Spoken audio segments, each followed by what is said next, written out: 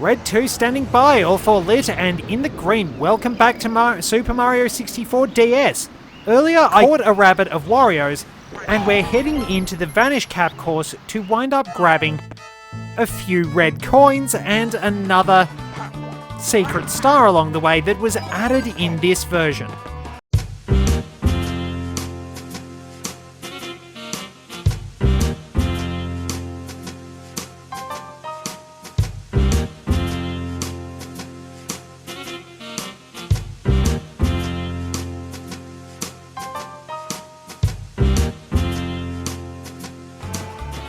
Oh, thankfully we got that one.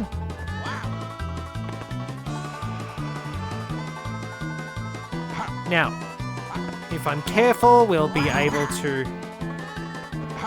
get a 1-up. I'm surprised Wario made that, in all fairness, but I suppose they did have to make everything possible for Wario. So, we've got the coins on the slope, but if we head around the area with Mario, we'll be able to use the P-balloon to get a few things. I will grab Mario for better jumping. And hopefully this works. This bit is always a pain in the backside because you really need momentum on your jumps. And if you don't, you're going to wind up falling into the abyss and have to do this all over again. I edited in that bit with the rabbit because I really wasn't happy with how my commentary was starting off. It sort of followed on from what I'd been saying with the previous episode, that I was not a huge fan of Tears of the Kingdom, and I'm thinking, okay, how do I actually phrase this right? Because, well, I don't really like bringing a lot of negativity into things. My philosophy is that I'd rather people enjoy what they want as long as it doesn't harm the world at large. And like, okay, I'm not going to enjoy the same things you do, but even if I dislike something you like, and you dislike something I like, I think we can get along just fine. Ideally, anyway.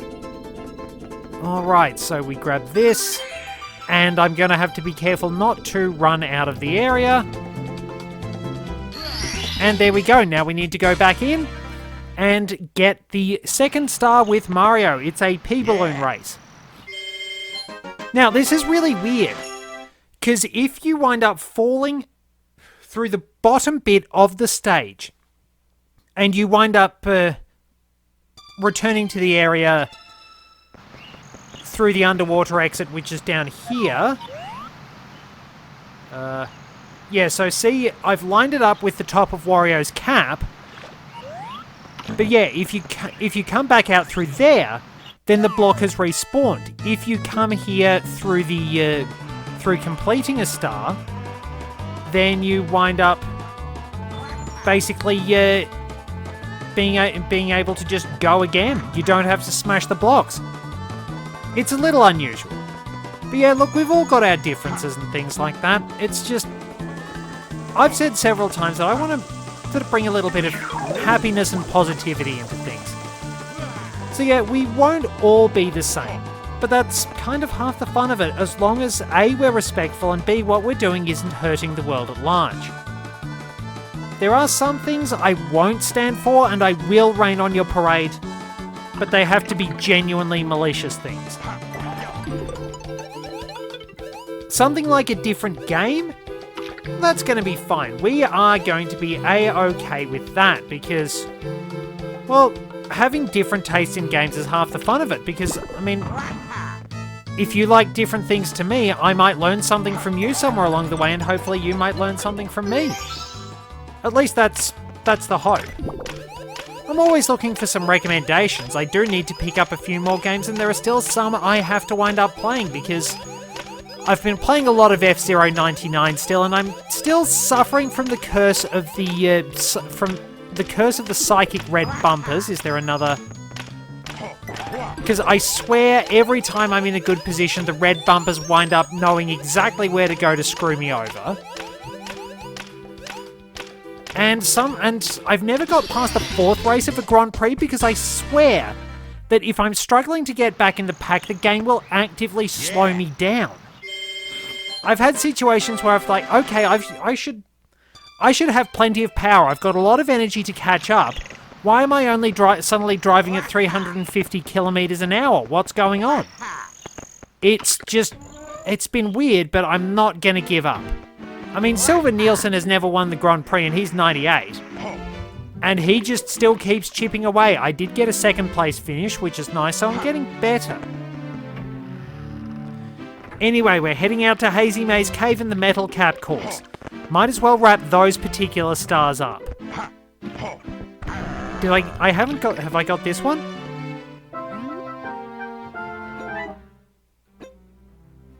Oh no, I didn't get that one, okay. That's nice. So there we go, another castle secret star. So yeah, just... Suppose I much more appreciate having that positivity going around. Here we go. This is going to be interesting. How good is Wario's jumping? Okay, he clears that. Very nice. Does he...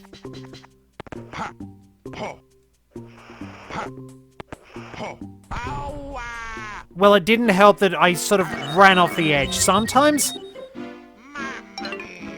You said it, Wario. Sometimes I'm convinced that there's just a little bit of delay playing on the Wii U. I've noticed my usually terrible button mashing is even worse when it comes to the Nintendo 64.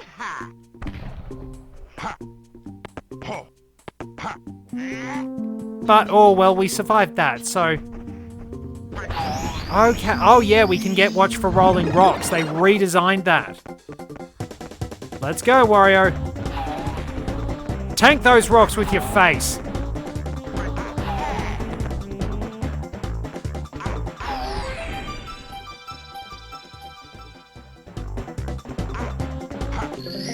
And there we go. So that's how they redesigned Watch for Rolling Rocks. But yeah, commentary's a little bit scrambled because I'm like, oh, I don't want to be bringing in negative energy. That just isn't worth it. And it really isn't. It really just isn't.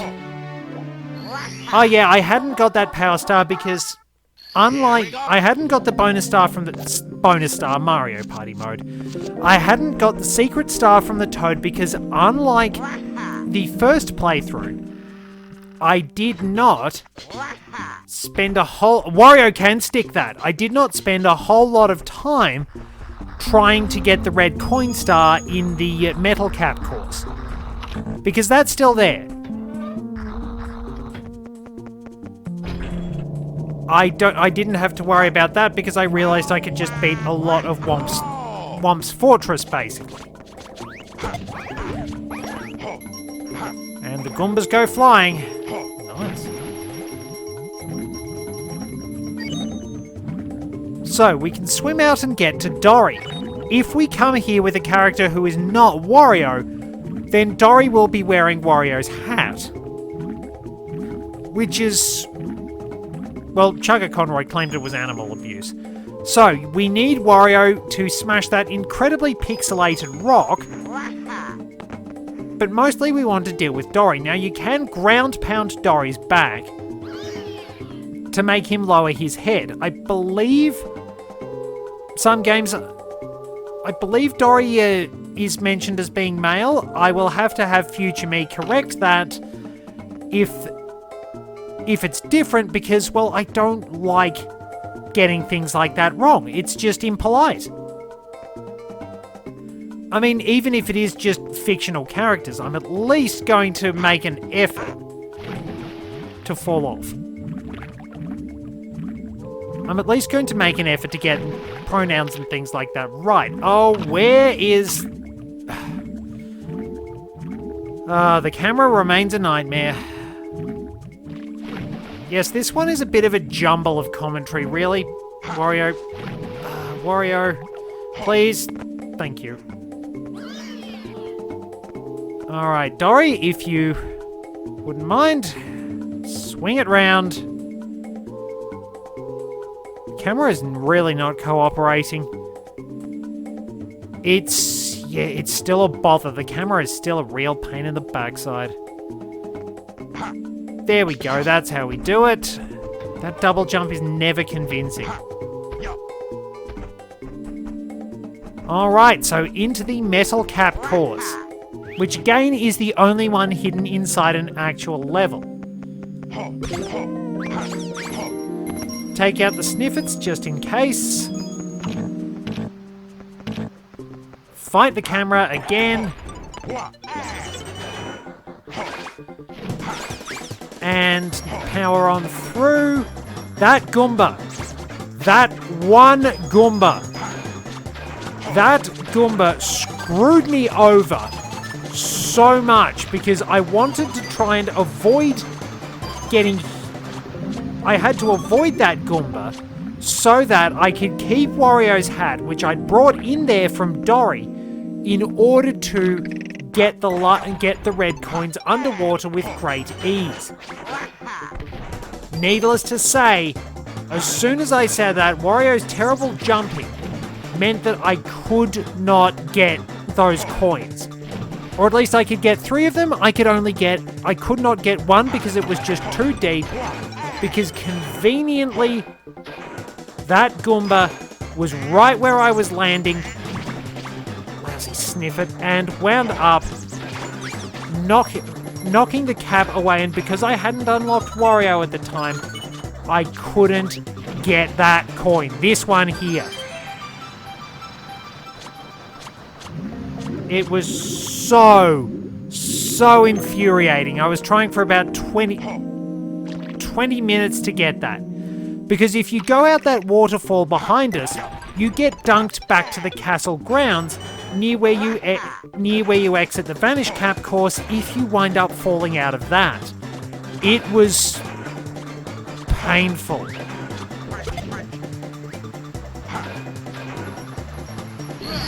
But we've got that. We do still have to go all the way back into Hazy Maze Cave, which is a bother.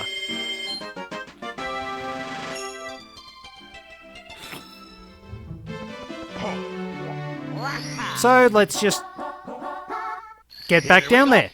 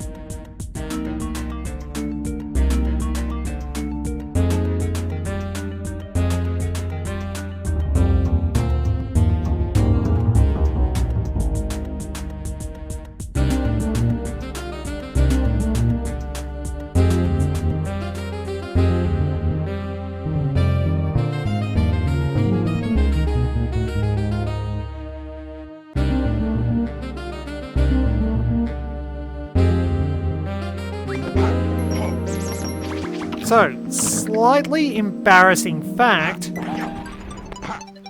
I didn't actually know for quite some time that Hazy Maze Cave's theme, and indeed the theme that plays in areas like the interior of the pyramid, was actually the theme from the Super Mario Bros. Underground levels. I legitimately did not realise.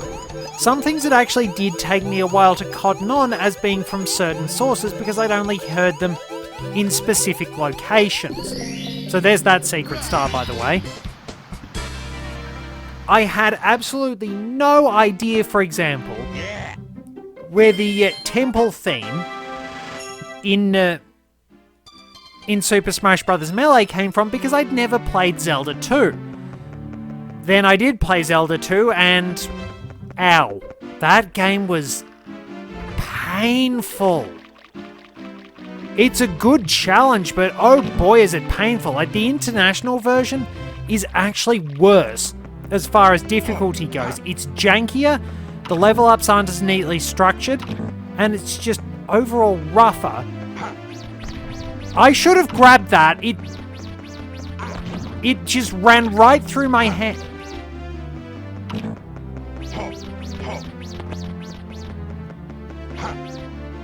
There we are, that time it worked. So, there's a key for Wario. And yeah, so, because here's the thing, in the international version you needed 8,000 points for the maximum level ups instead of 4,000. Where should I go next? The international version added enemies. I really don't have anything else to do up here. I think I've got a rabbit to catch. But yeah, the international version added enemies that would drain your experience when they hit you. This of course was only in that particular version. And yeah, one of the bosses was actually replaced because one of the boss fights was just a rematch with the Helmet Head. You wound up getting a much harder boss in the 5th Palace in place of Helmet Head in the international versions. So yeah, contrary to Super Mario Bros. The Lost Levels, that was a lot jankier. Probably should head back into Hazy Maze Cave. We might as well keep going on that. Especially since we've done so much on it, we can wrap up the episode mucking around there. I mean, there's still probably a bit of time to go, but I can essentially do stuff in a sort of sequence now, and find rabbits as we go along the way. But yeah, there was just so much jank in the international version of Zelda 2. It almost wasn't worth it. Here we go. It is nice to be able to say that I've beaten it twice. Probably better get the 100 coin star while I'm at it. It's nice to be able to say that, but like it's got some good ideas, but it's not very well executed. I think it's even referenced by Shigeru Miyamoto himself, who pointed out that the game essentially was a case of we did what we wanted to do, and that's it. We didn't really push any boundaries. I mean, they probably pushed the boundaries of player frustration quite a lot, but the game is... it's unusual. It's got some neat ideas, and it is actually responsible for introducing the names that would become the sages of Ocarina of Time and Mido. But yeah, overall, it's just... you can feel the jank, basically. It's not the best game going out there.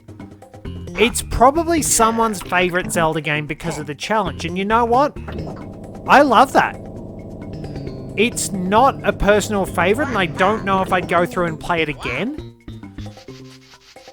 because I've already done it twice, and it's just, I don't want that experience again. But if you really love it, like, I remember seeing stuff on, I remember seeing bits of an interview with, I think it was the entire Runaway Guys group, and Tim basically said he plays Zelda 2 to relax. And I'm like, this man is a god. I mean, he can beat Contra on hard without continuing or something that makes the rest of us seem like mere mortals. Playing Zelda 2 to relax, I can respect that as some mad skills. And Wario just isn't fast enough because his really pathetic jumping height means that he has to haul himself up very slowly. But yeah, that's something, being able to play Zelda 2 as a game that helps you relax. I wish I was that good. I am decidedly not that good.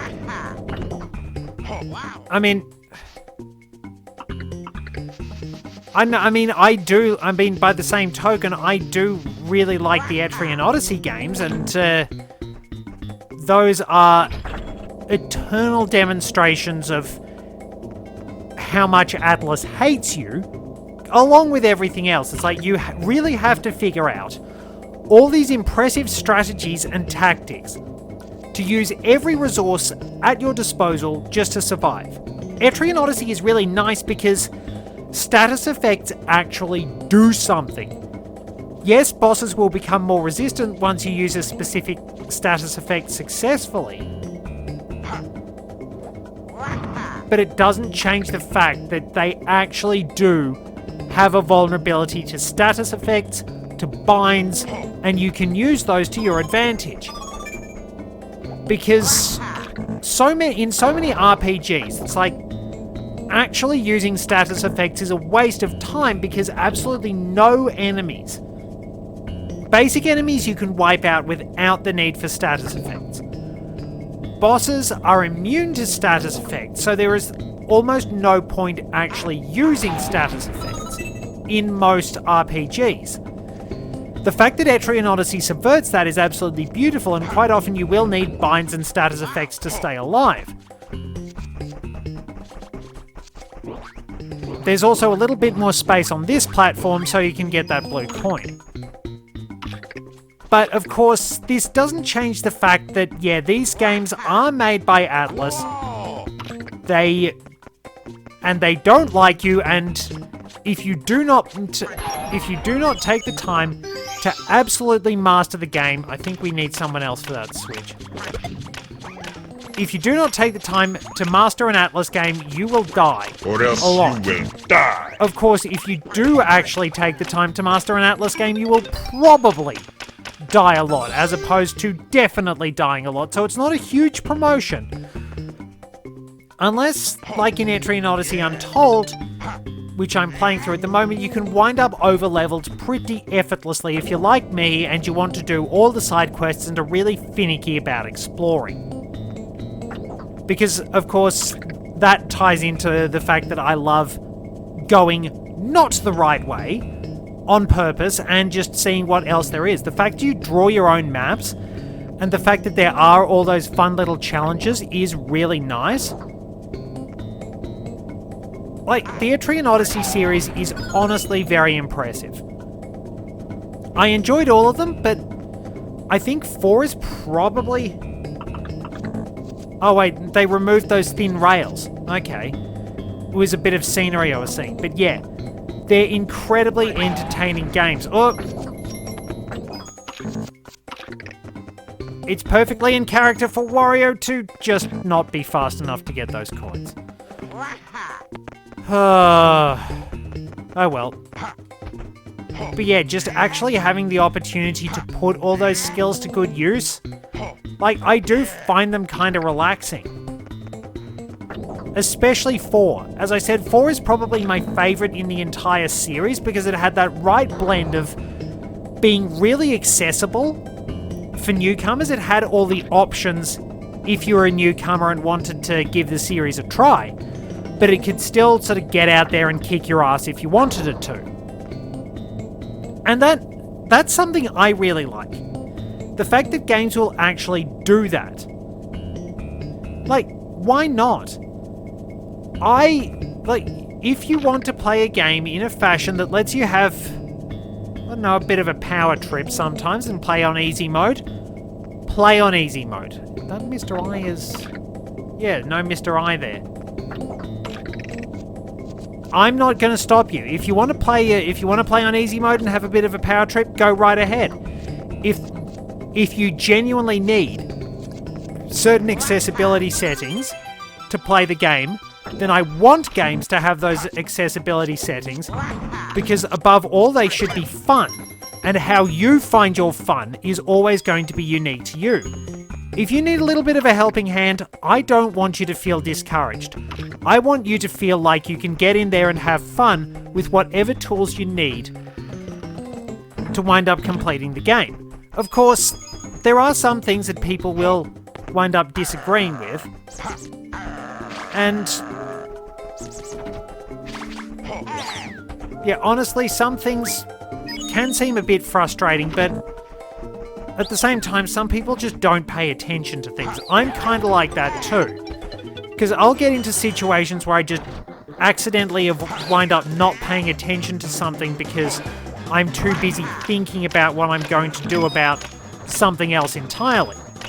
Like, it's one of my weaknesses when it comes to Cardfight Vanguard, namely that I can wind up screwing up my strategies because I've thought too many steps ahead. Honestly, chop and change things if you like. I think we beat the elevator there. Oh. Okay, yeah, I am unfortunately still dealing with a few literal, I think headaches you'd almost have to call them, like that. Still dealing with those sinus issues, that annoying burning sensation that I'm not sure what the... Oh, it's all the way up there, isn't it? That's a fair kick, Wario. Yeah, probably shouldn't complain about the sinus troubles. Much better to focus on the game. Focus on having fun. Oh, that's the Mega Mushroom, isn't it? Yeah, so, Mega Mushroom. Kill the Sniffet. Get the coins. Find where on earth the Monty Moles are. That's the way out.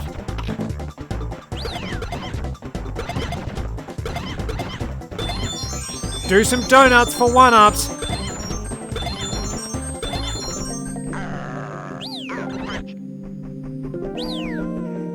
We got a pretty good chain of lives out of that. That was pretty neat. But yeah, as far as I'm concerned, whatever tools you need to help you have a good time are always welcome. Because I'm not... Unless your fun is absolutely being a jerk, I'm not going to gatekeep your fun.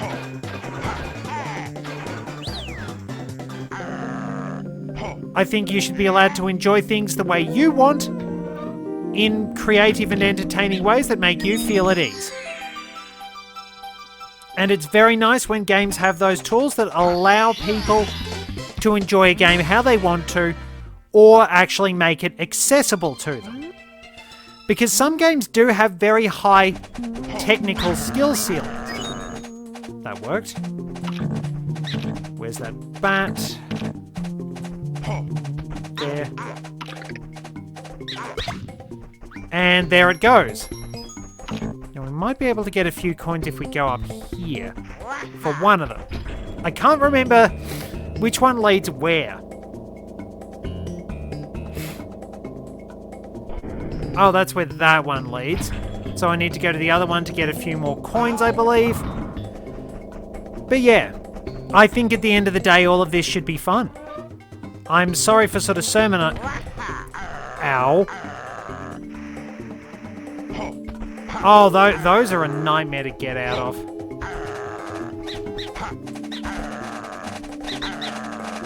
Oh, now I'm gonna die. I thought Wario was going to die, and I'm like, this is what I get for for moralizing and trying to say everybody should have fun with things. I'm going to get absolutely beaten up by a horde of bats and poisoned to death. Or something.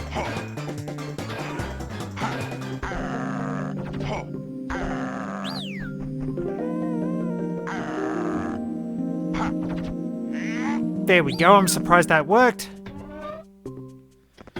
But yeah, all I really want to do is just spread a bit of positive energy and help people enjoy things. As I've always said, if just one person smiles because of what I do, then the world's a better place. And yeah, I think that's always going to be the philosophy I'll take into things, because...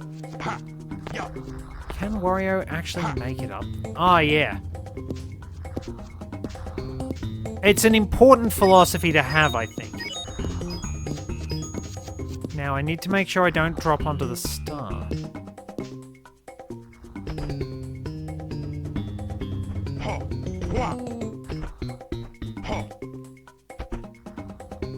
Oh, this is, what you might call dicey.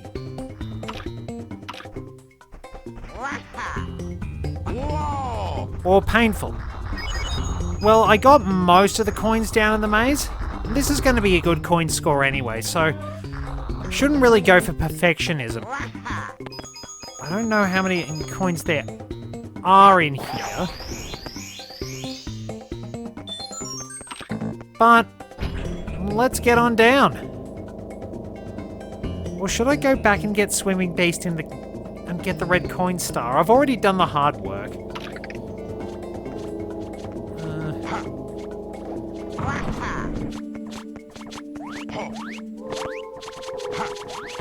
Now, these Goombas definitely weren't here in the original version. They're fairly new additions.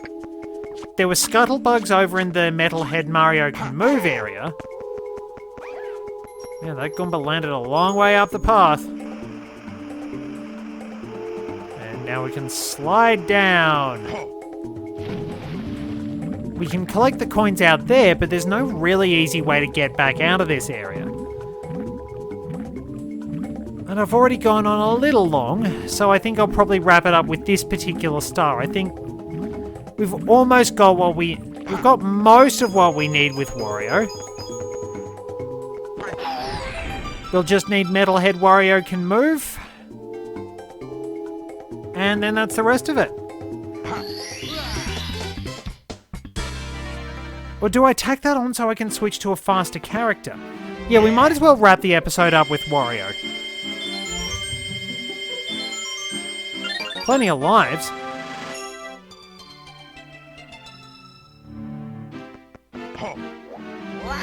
Well, in we go.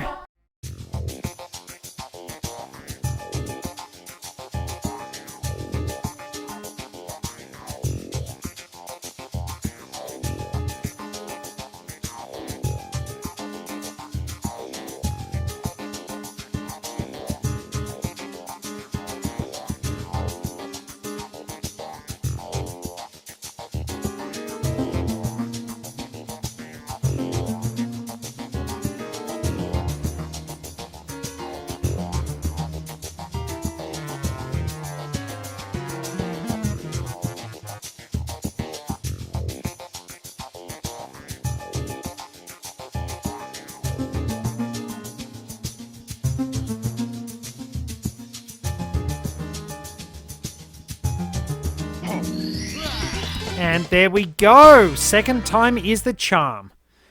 Thank you very much for joining me. Till next time, this is Red 2, returning to base.